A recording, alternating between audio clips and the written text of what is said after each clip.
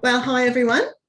This episode, Ben and I are talking about something very, very interesting and something that I've actually experienced, which is near-death experiences.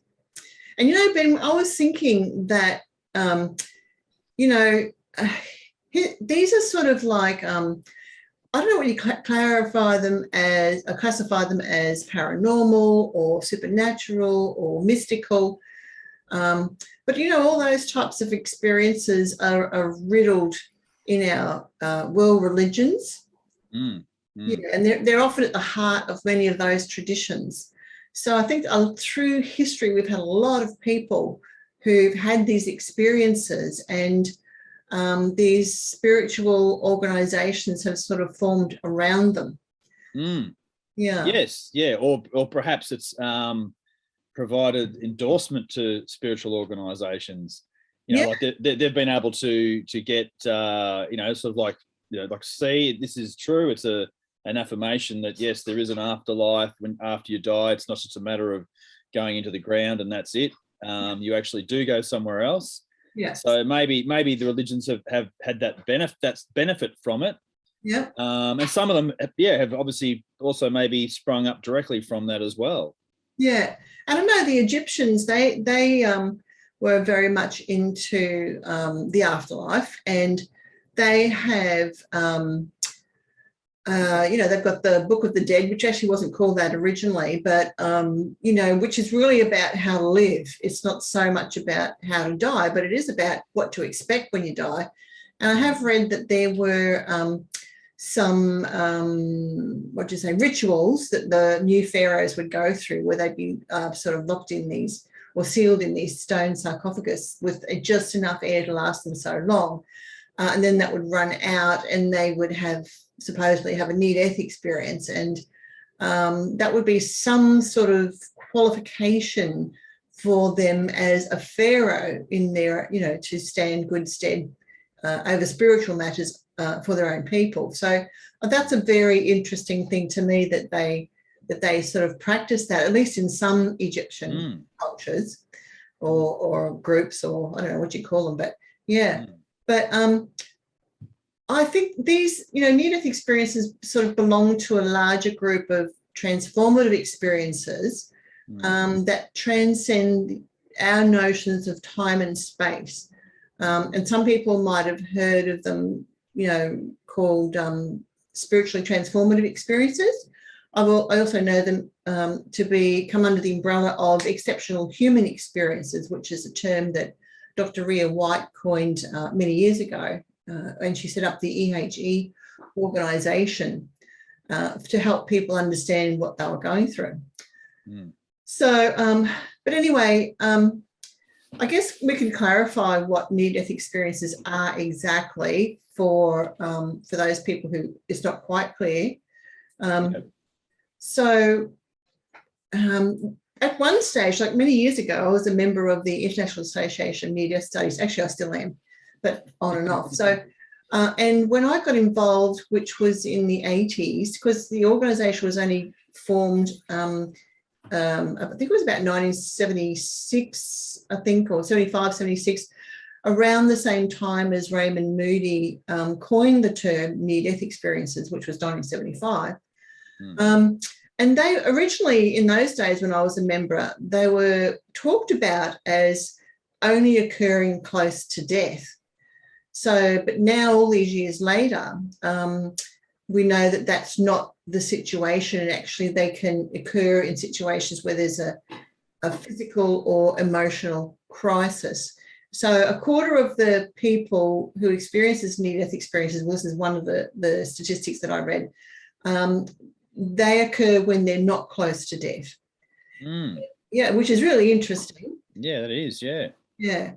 And some surveys, I've read quite a wide range of studies on this, with surveys reporting that somewhere between 4 and 15% of people have had, 4 and 15%, yeah, have had near-death experiences. And that depends on which study you've read and which country it's come out of too, as to what the features are, because they're all different.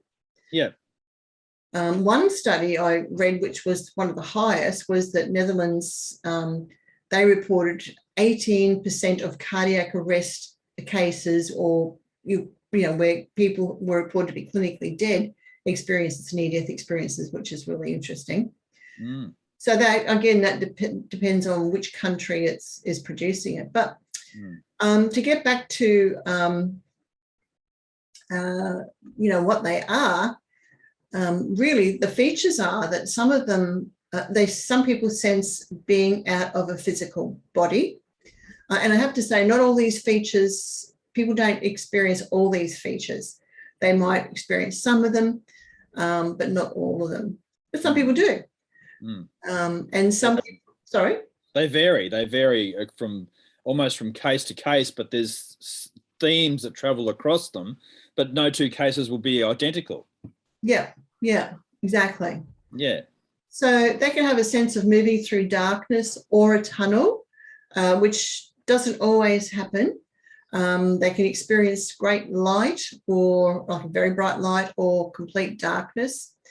They can have encounters with deceased loved ones, and some of them, which I find very interesting, that some of those beings that they encounter in a near-death state, who claim to be family members, they didn't even know, they weren't alive when the deceased were living. So, for example, people who perhaps had a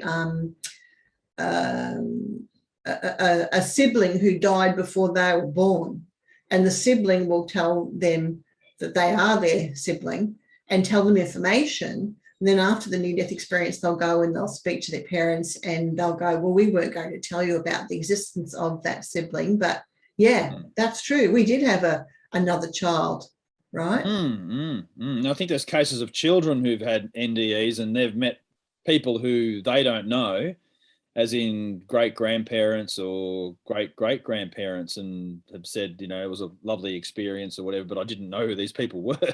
Yeah, exactly. Because there's cases where they'll see someone who claims that, and the way that's corroborated is the family will go and get the family photo albums, and they'll flick through until they find that person. They go, well, that's who I saw. And they go, oh, that's your great uncle or someone like that, right? Which is fascinating in itself. Yeah, amazing.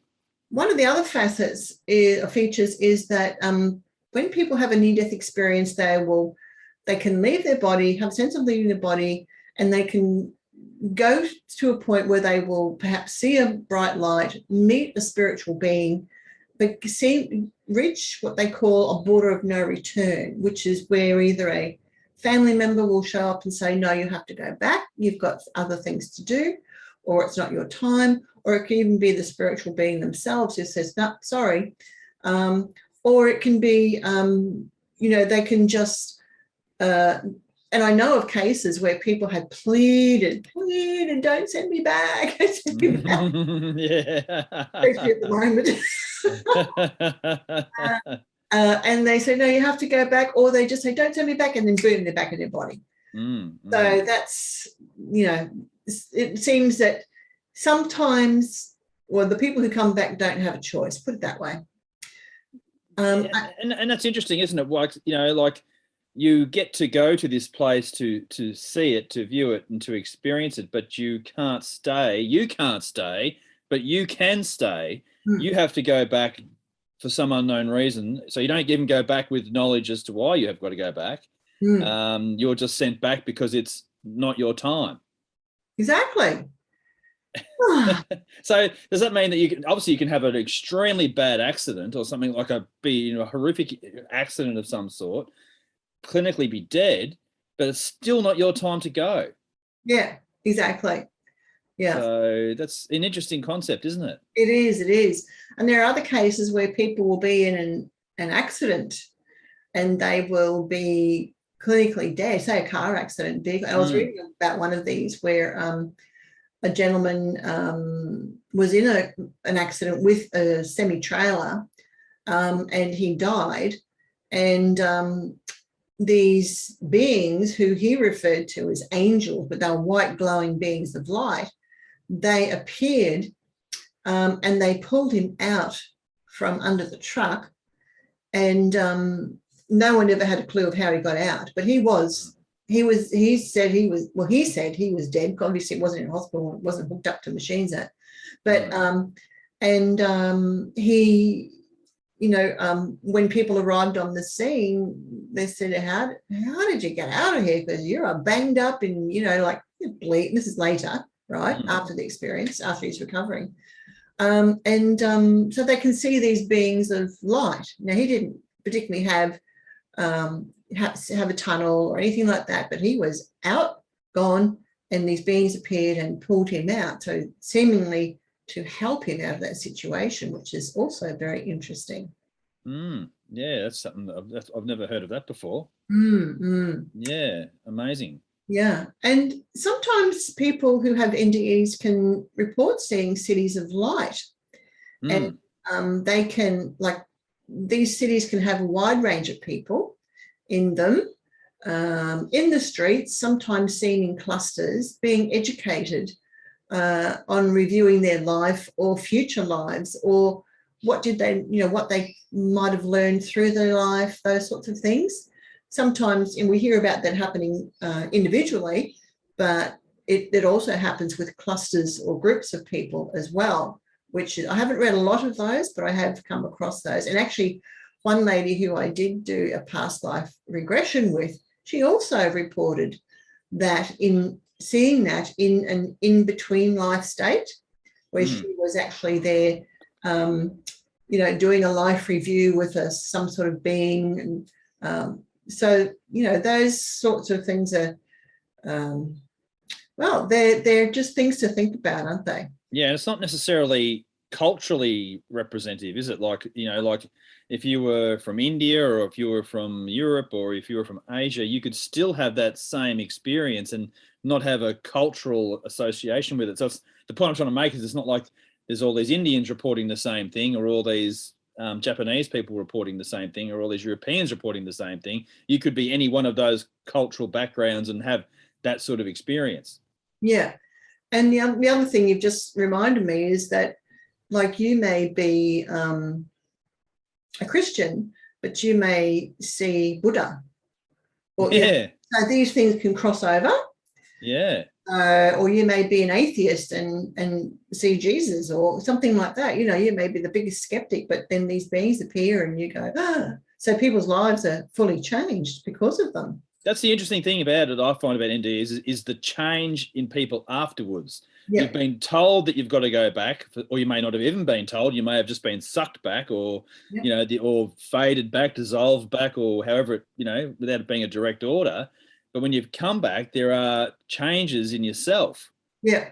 That mean that the person you were before you might still be the same person, but there's aspects of your being that have changed from, maybe a greater heightened sense of self, or not so much selfishness, but like a higher sense of yourself as a being, compassion for other people, that sort of thing. Yep, absolutely. Actually, I'd like to talk about that, but before I go on to that, or we talk about it, I just wanted to point out to people who may have had a distressing near-death experience, that when I got involved in the as a member in IANS, initially back in the early 80s, they didn't talk about distressing NDEs, frightening NDEs, hellish types of NDEs. And these are where people, like sometimes people meet these spiritual beings and they'll feel these great emotions of love. And that was talked about a lot in the beginning. But I think because of that, these hellish type frightening experiences weren't reported. A bit like, anyway, I won't go into that, but I was going to say a bit like alien abductions and Space Brothers, which depends what's popular at the time. But So in the distressing NDEs, some of those features are that people can have an acute awareness of non-existence or feel completely alone forever. They can report, I've read many stories of people seeing, being involved in hellish imagery, seeing ugly, foreboding landscapes, demonic beings, loud, annoying noises, seeing frightening animals as well, or other beings in extreme distress, or feeling negatively judged by a higher power, which is that's come across a few times too. Now, does that sort of like, you don't have to be a serial killer to have that experience? No. So you could be a right up there solid citizen and be involved in doing good deeds and everything like that, and you could still have that experience. Yeah. And my theory around that is, why do good people have negative experiences or whatever, and serial killers have pleasant experiences? Exactly. Because I think that whatever is happening, whatever mechanism is coming into play, that it has to utilize whatever will grab our attention as individuals. And because it seems, so that we'll basically pay attention to the experience and respond to it, hopefully, and mostly that I read, in a positive way. And there is a wide range of responses, like you were saying. Like, people can have heightened perceptions, they can experience emotions and powerful images that feel more real than their present reality, which are richer and deeper. They can, and the other thing I really find fascinating is they can have a sense of knowledge of the future. Yeah. So do you think also maybe that, like what you're saying before, like it uses whatever mechanism it needs to get through to you, and that's definitely probably part of it. But do you think it also comes from, even though the fact that you might outwardly be a good person in society and all that sort of stuff, anything like that, that maybe your inner state is in turmoil, even though you might come across as being calm, got everything together in your life, etc., etc. Like, I wonder if it comes down to like how you are on the inside. People can be very different on the outside than they are on the inside. So you go, I never knew he or she suffered from depression because they mask it so well. That's, you hear that a lot about people. And I'm sort of thinking, well, maybe as an explanation, it could be how you are on the inside as much as you might appear to be. You say, well, he's a lovely person, he goes to church, he does good deeds, and he comes back talking about hell. What's going on there? Yeah.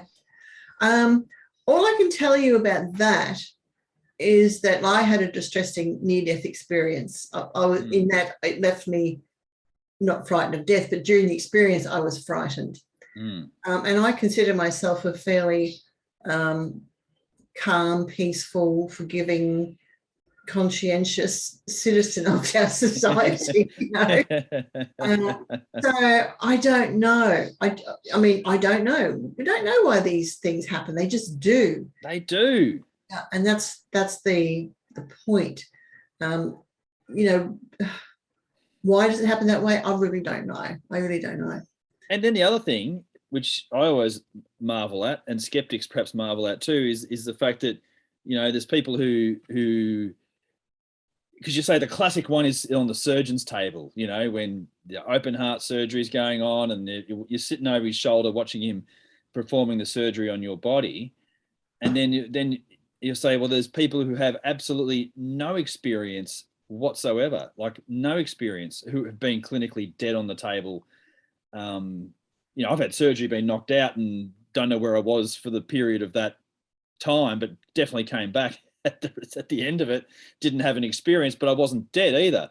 No. So how about if you've had that experience, you've passed away on the operating table, and then you have people sort of eagerly go, did you see anything?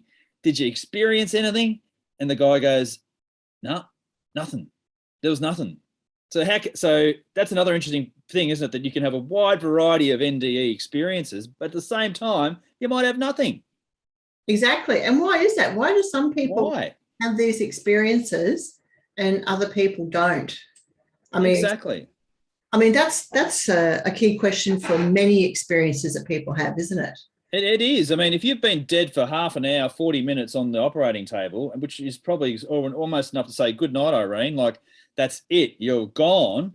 And then they resuscitate you back again and you didn't experience anything. Yeah. But then that brings another thought up too, is that maybe if you do go through this process, maybe it doesn't happen instantly. Maybe there could be that as well. You know, for some people, it doesn't happen instantly. And for other people, it was like, wow, I died and bang, I was watching the surgeon perform on me, and it happened it just went like bang, a split second thing. So maybe there's some way it can be. So I suppose what I'm trying to say is that even if people don't have it, maybe it's because of other reasons as to why it hasn't kicked in yet, I suppose. Yeah, it's a big mystery, isn't it? I don't know. It really is, yeah. Well, I like to think of things from a point of view that, you know, that things should be explainable, which of course they're not in so many ways. Not yet. Exactly right. Not yet. Good point. So people, you know, who either do or don't have an experience, you sort of go, what are the parameters for either situation to occur? You know, what do you have to do to have an experience, and what do you have to do to not have an experience? And it's totally beyond your control anyway. Yeah, exactly. Is your head boggling yet? It's boggling. But you touched on skeptics before. Yes. And I mean, and I was just going to say that some of the explanations that skeptics will give are that the NDEs are hallucinations.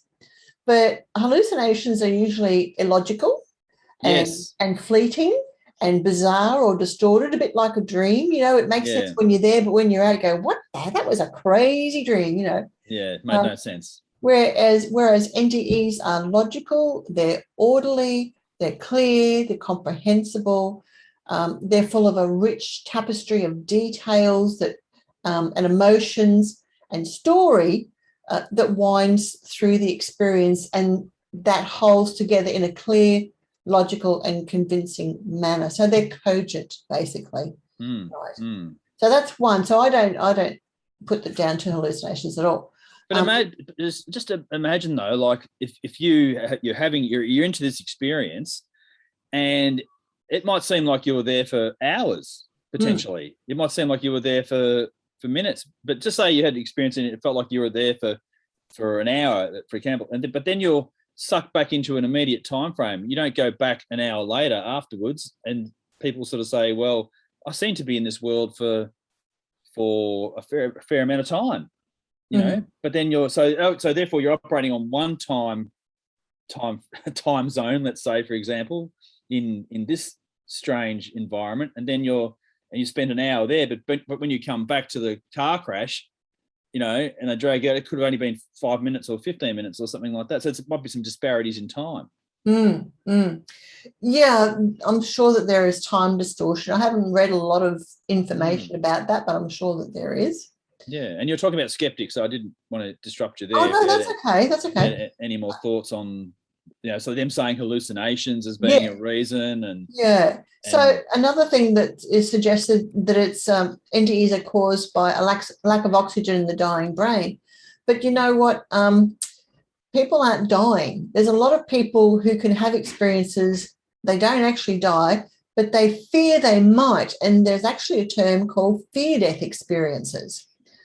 So that's interesting in itself. And that opens the door back into the paranormal where, how can we say, enduring stress and trauma sort of catalyzes connection to what we call the paranormal.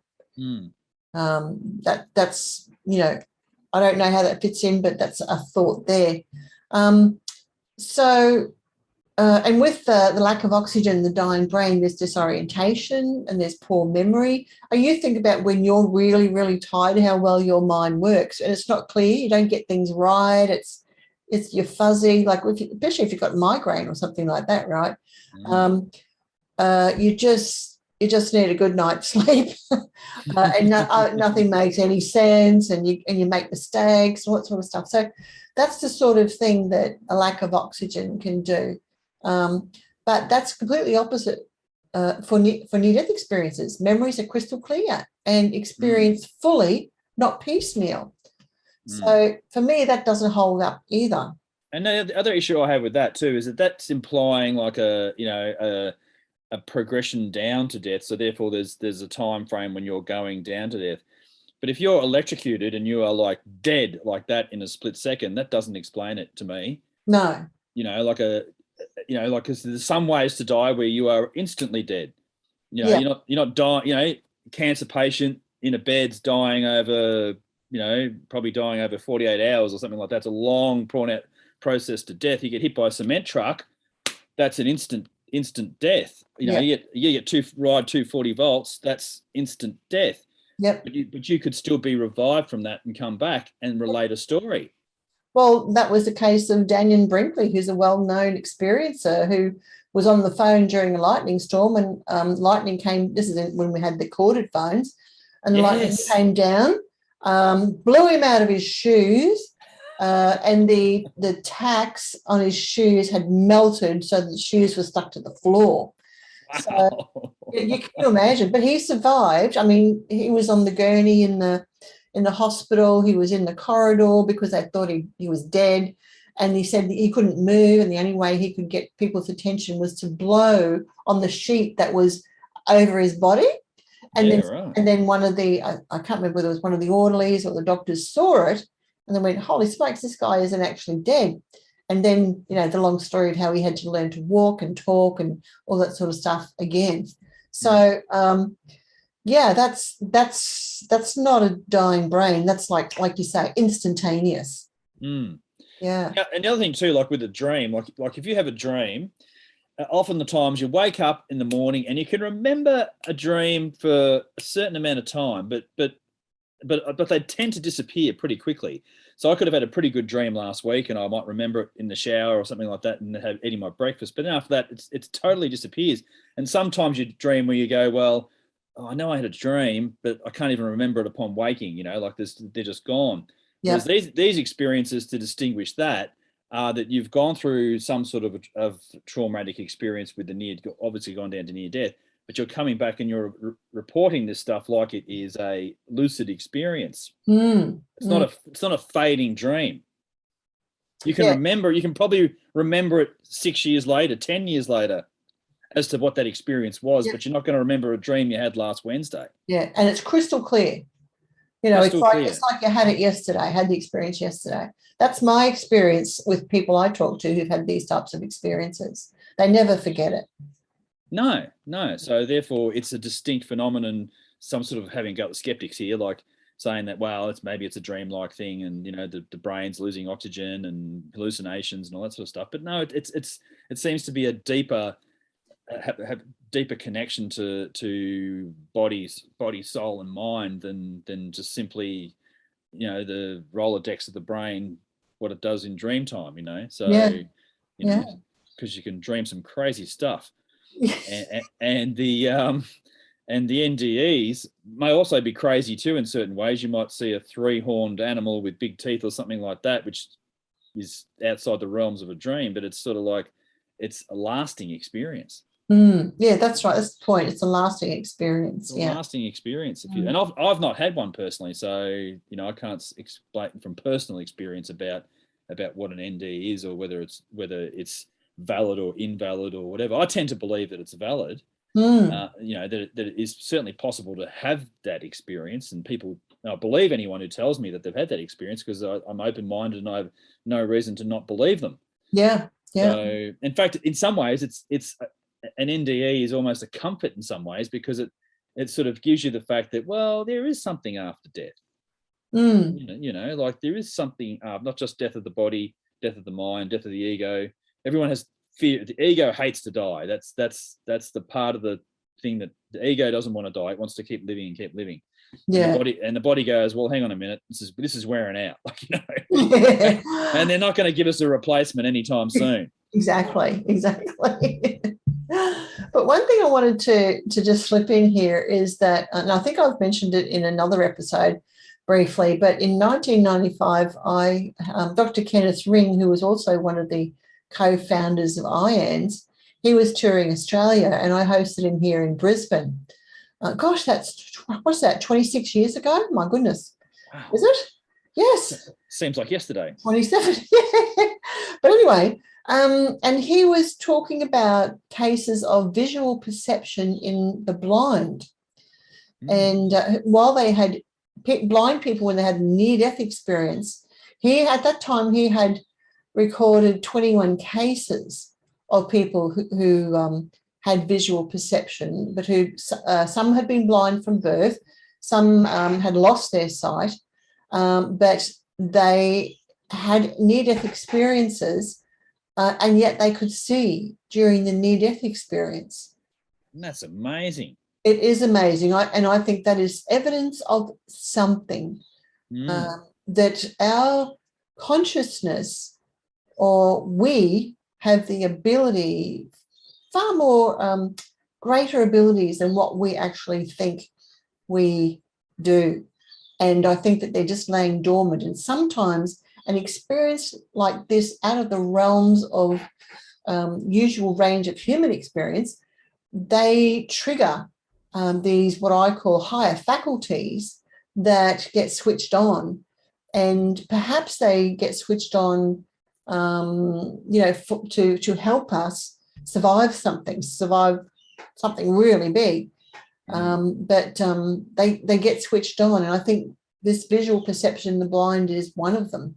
Yeah, that's amazing, and it is a really good thing, because if you've been blind your entire life and you've never seen anything, it'd be like absolute, like, wow, this is incredible. I can. What is this experience? If you've not, I can't imagine what it's been like to be born without sight and never have sight, and you got to feel what a dog feels like, or a cat feels like, or this is a ball. Like that's a really hard way to live, and it's the one sense I really fear losing.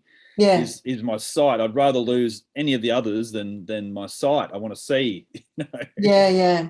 It wouldn't have been easy for Dr. Ring to get that information from those people, because the ones who've been blind from birth, because they have no context, like what is round. Okay. Yeah, exactly. Yeah. They had, I think it took quite a bit of time for him to help them articulate their experience, right? And that's that's hard in itself. But let's. Oh, sorry, go on. So when you have your NDE and you go to another realm, have a different experience, do you, or do we go as Ben and Cheryl into that realm, as in here is Ben Hurl, here is Cheryl Gottschall? Do we go into those realms as those things, or is that left behind? And so you shed that like the phoenix rising, but the consciousness travels to the new place. Yeah, absolutely. Yeah. I tend to think it's the latter rather than the former. Yeah. Well, people talk, and I've had quite a not impressive, but impressed upon me, an out of body experience, and where I left my body. I was on the front deck of my house, and it was at ground level, and my daughter at the time, who's now 35, but she was 5 at the time, she was playing in the front yard, and I looked up. It was a beautiful day. I was really relaxed, and I was just looking up, and I saw a bird on top of the power pole, and the next thing I know, I'm in the bird looking through its eyes down at my body. Now, in that time, I had no emotional connection to my physical body, none whatsoever. It could have been a tree, right? But I was fully aware of me. My consciousness was fully aware of me, who I was. Not that I was Cheryl, but I was a human in an animal's body, or my consciousness was in an animal's body. So I had an understanding of a sense of myself, put it that way. But I had no connection to my physical body whatsoever.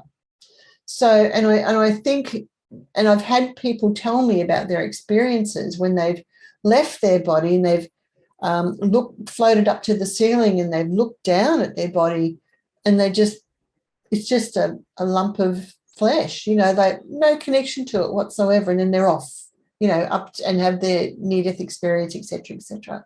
And I really think that's true about death, as in near-death experiences, that when you look at a loved one who's passed away, you can clearly see that they're not there anymore. You can clearly see in a departed body that's that soul, spirit, whatever, is not there. Yep. It is literally the husk, the shell is left over, and you still recognize it as such, but it's gone. Yeah. Yeah. And that happened with me when I was visiting my uncle, my great uncle, actually, in a care home. He was in palliative care, and I was sitting there holding his hand, and he couldn't speak. He was just laying on his side looking at me. And the only thing that I could see, what I could see changing, put it that way, was that the light was going on and off in his eyes. So I knew that he was there for a time and then gone, and then there and gone. So he was probably in and out of his body quite a bit, couldn't speak, couldn't communicate, but I could see the light was going out, and then he sort of come back and the light would switch on again. So, yeah, it's a really strange experience to watch someone's eyes when they're going through that. Wow. And this all kind of links back to past lives as well in some ways too, doesn't it? The whole thing's interconnected. Yep. This whole cycle of it's turning into a religious discussion now almost, but it's to go to reincarnation. Yeah. Well, it is I wouldn't say religious, but I'd certainly say a spiritual discussion. Spiritual discussion, yeah. That started off this episode was talking about how these types of experiences can be at the heart of a lot of spiritual organisations that grow up around that individual who's had that experience. So, but let's just talk about some of the after effects here too of for people who have these experiences. And some of the ones that I'm aware of is they can have a sensitivity to light and sound, and I actually had that myself. So I'm thinking like your nervous system is on high alert. So, you would have that if that was the reason, then you would have a sensitivity to light and sound, right? Yeah. And smell and strong smells as well. That's another thing. Some people have reported having energy surges up and down their body that can be accompanied by lights in the air, which represents what they call a kundalini release, where the energy is going up from the base chakra up to the crown chakra, and it switches on each of the chakras as it goes up. Not necessarily all at once. It can take months for that to happen afterwards. They can have electrical sensitivity, and you'd be aware of this, Ben, with people who report close encounters too. Yes, most definitely. Yeah. So watches stop, microphones squeal, recording devices quit, TV channels change by themselves, light bulbs pop, phone connections drop out, computers lose memory, all those types of things that, when someone's in close proximity to those electrical circuits, they respond, basically. And the other thing is that I've found that people have an altered approach to health and healing, to many of these things in their life to like they'll eat better, or they'll tend towards vegetarianism or becoming a vegan. And that's not everyone, but just there's a tendency in those numbers. They can, or foods that they liked before they don't like now, those sorts of things. They change their approach to employment, to their finances, lifestyle, relationships become more loving without conditions, those sorts of things. And another thing that I've had reported to me is they can develop a sense of timelessness. And I'm trying to think how to explain that, like, that we exist and there really is no time. It's just more about the ebb and flow of life. And when people are more in the flow of life, these experiences of synchronicity emerge, and suddenly things will happen, and they seemingly happen in a way that they were meant to happen, and guiding someone along the path, which is really interesting too. Yeah, and there's other times in your life where it's complete chaos and nothing makes any sense at all, and there's not a single synchronicity. And you're right. I think it is like if you are in the flow with it, then it sort of takes you along for the ride. But you can step out or fall out of that as well at sort of any time. So, Yeah. yeah. But if you've had the NDE experience, that it's you're in that channel a lot more easily and can stay there more readily. Yeah, I remember Ken Ring, he called these experiences psychosocial spiritual encounters or something like that, and it affects people in such a broad way, in so many levels. And to me, and the other thing is, they don't go back. They never go back to who they were. They stay forever changed. So for me, that in itself is evidence of a real experience. Whatever it is, something has happened. Yes. Yeah. Yeah. I mean, you can go to a retreat, feel good for a week, and then fall back into old habits again. Once you get back into your regular environment and all that sort of stuff, that so good work can be done, but then it sort of fades away. Whereas with something like that, it's a change from the inside. Yeah.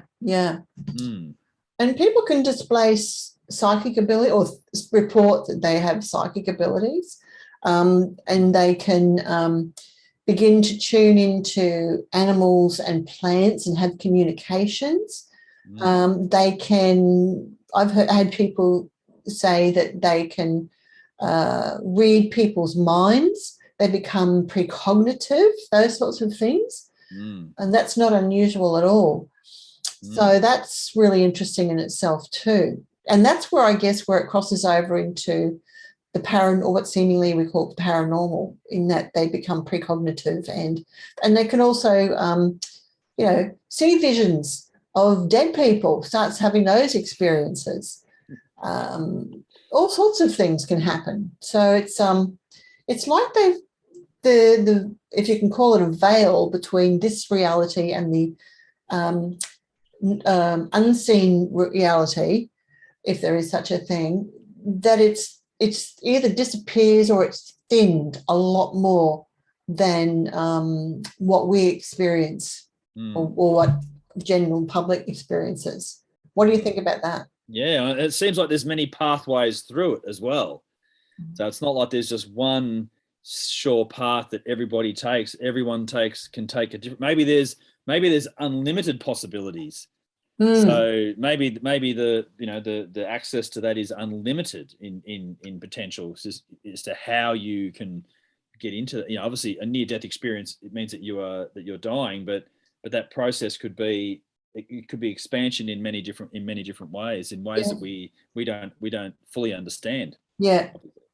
And one explanation I'd like to offer up here is that surprisingly, you would think that when people have had an NDE during, say, cardiac arrest, where they flatlined, when they've gone without oxygen, when they've spent a considerable amount of time in hospital recovering, and like I said before, where some people have to learn to walk and talk again, like Daniel Brinkley, but other people too, that they would function at a level that is a little less than they did previously due to physiological effects on their brain. But guess what? The opposite. PMH Atwater, she's I think she's documented about 6,000 cases, written multiple books about near-death experiences, and she found that these people had brain enhancement, and they'd had IQ tests which showed that they became more intelligent, more knowledgeable. The idea is that perhaps their brain is enhanced somehow, and maybe there's been a brain shift to become highly creative and artistic, which a lot of them do as well, but to using the whole brain in a more balanced way, where the two hemispheres are accessed in a more balanced or equal way. It's a thought. Yeah, it's absolutely a thought. Anything is possible. It is. So you had some examples of these, some brief examples of these types of things that you. Yeah, I did. I just found some sort of, little little shotgun examples that have been written down as a cross section of the type of NDEs, and I think we probably covered a fair bit of it. But it's sort of, these are all pretty indicative sort of experiences. So in 2001, a study by renowned cardiologist Pim van Lommel, a man who had been in a deep coma, later told a nurse that he recognized her. So this is in a deep coma. He told her that he saw where she had placed his dentures during the resuscitation efforts, and then described the cart where she placed them. And they were precisely as he had described it. That's a very simple example. Like, Profound.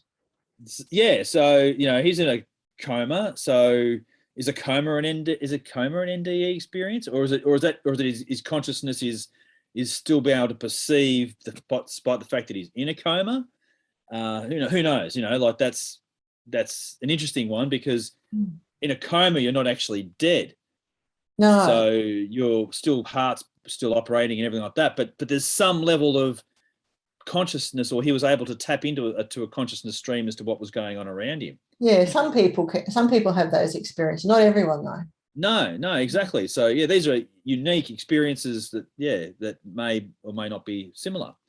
The second one, classic, is a child meets relatives. So one man who had an NDE as a child recalled the experience of meeting dead relatives, and he said that there were some presences there.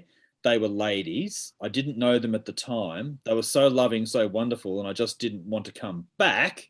Okay, so he's wanting to stay in that environment, and I didn't see any pictures of them until I was an adult. But then I said, oh yeah, they were my great grandmothers who had died years before I was born. So an NDE as a child, doesn't say how he had the NDE experience, but he's met these people that he didn't know at the time who were fussing all over him, and he didn't want to come back. So that's the classic childhood NDE experience. I'm sure there's thousands of them out there, which is interesting, because it's interesting that, if you talk about spiritual groups, or spirits that travel together all the time, is like so that you're going in, because the classic old thing for religion is that Nana's gone to heaven, so and you sort of go, well, okay, that's real simplistic, but that is almost a case of that outright, isn't it?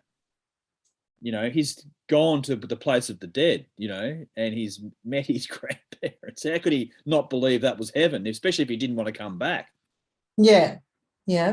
So that's a thought. That's a thought, isn't it? It's a classic heaven experience almost. Yeah. He didn't see Jesus and St. Peter, but he saw his presumably maternal and paternal grandparents. Yeah. And then number 3 is the classic, and we didn't sort of talk about this too much so far, was the life review. So oftentimes people relay their near-death experiences as a review of their life. Through life review experiences cannot be deemed scientifically veridical. I'm not sure what that means. They are worth noting. They can have a profound effect on their NDE and sometimes cause them to re-examine their life and their morals. And below is this is a doctor's experience of a life review of an NDE patient. So when he realised that the collision, this is actually quite interesting, I read this just before, when he realised that the collision was imminent, the patient said that time seemed to slow down as he hit his brakes, and he went into an uncontrolled slide. Then he seemed to pop out of his body. While in this state, he had a life review, which consisted of brief pictures, flashes of his life. His car struck the truck, and the truck bed crashed through the window, causing multiple injuries to his head and chest. Medical reports show that he was in a coma and nearly died. Yet he had a vivid sensation of leaving his physical body, entering into darkness, and he had the feeling of moving up through a dark tunnel towards a point of light. Suddenly, a being filled with love and light appeared to him. Now he had a second life review, one guided by the being of light, and he felt bathed in love and compassion as he reviewed the moral choices he had made in his lifetime. he suddenly understood that he was an important part of the universe and that his life had a purpose. Yeah, actually, that's the other thing that they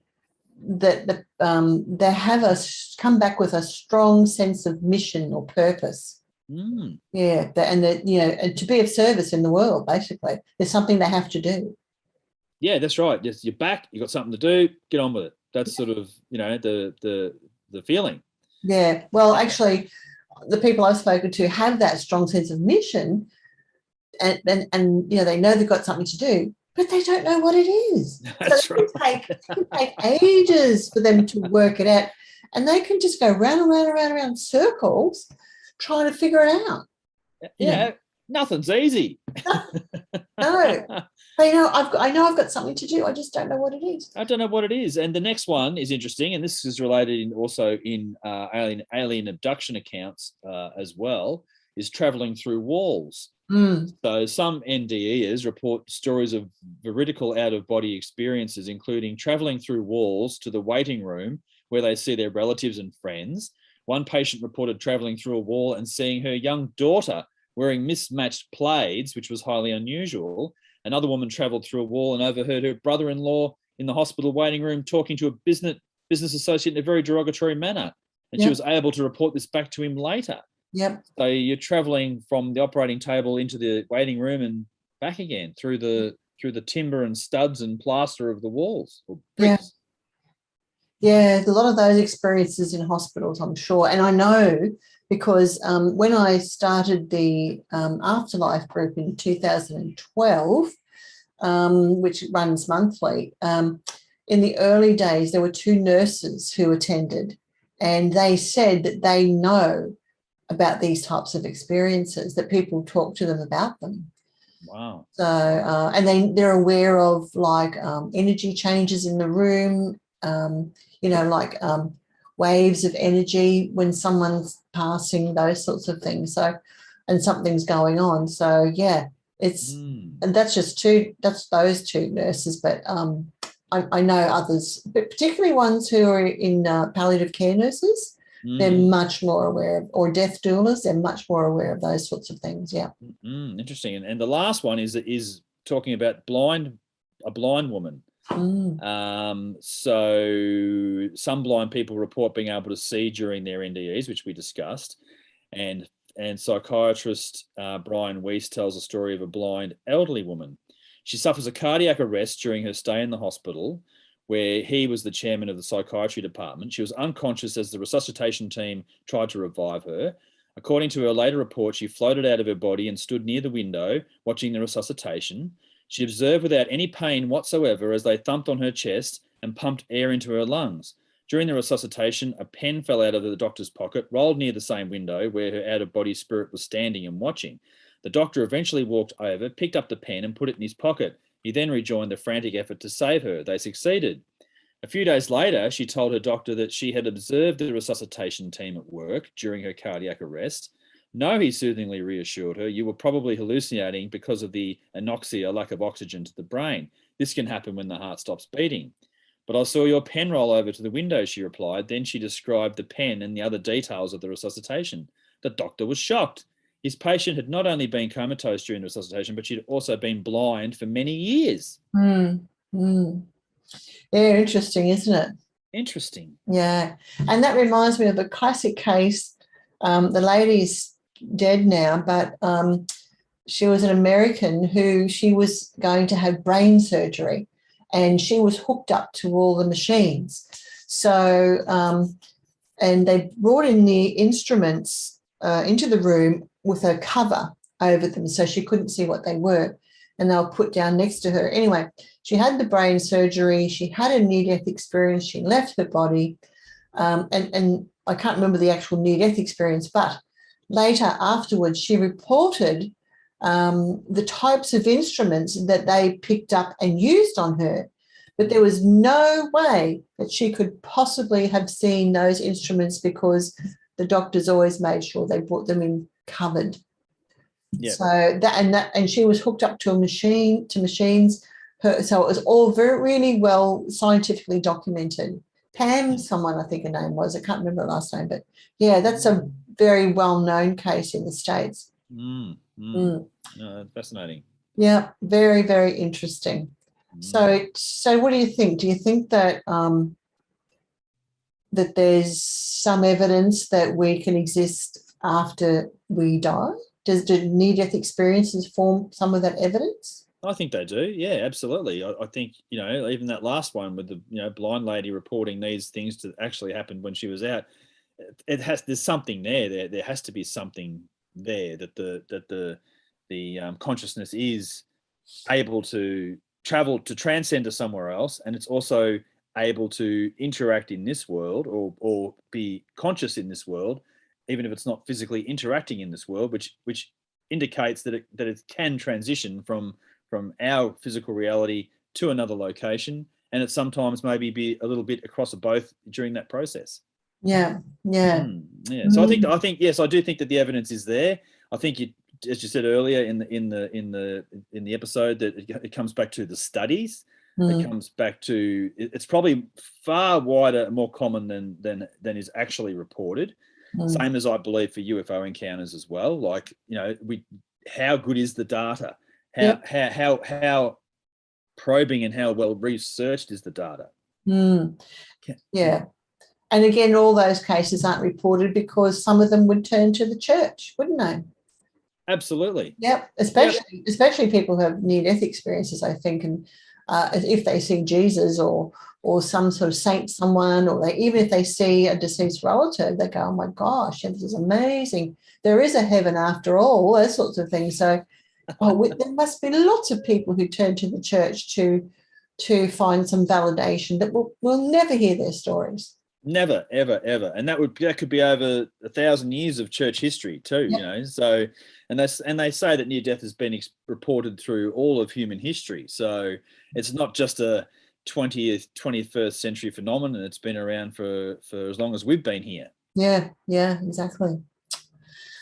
Well, there you go. There's more to talk about with that, but maybe we'll come back and do a part 2 at some stage, because we sort of just talked about what they are, the how they present, some cases, the after effects, but there's more to that can go down any other number of tunnels we can twist down, both dark and light. Exactly.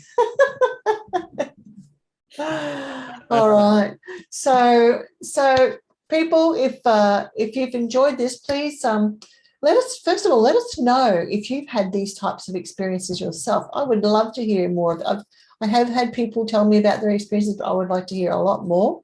Yep. And even if it's not near death, but it's something unusual, would love to hear about it. Put it in the comments, or you can contact us through the Strange Encounters Downunder Facebook page too. So, and send us a message there. And if you've enjoyed this and you'd like to hear more, or if you just enjoyed it, please like it. And remember to like and subscribe, and to tap the bell to make sure you get notifications of when we upload future episodes. So thank you, Ben. Thank you, Cheryl. Thank you, listeners. Yep, pleasure as usual. Yes. We will catch you next time. Bye. Bye for now.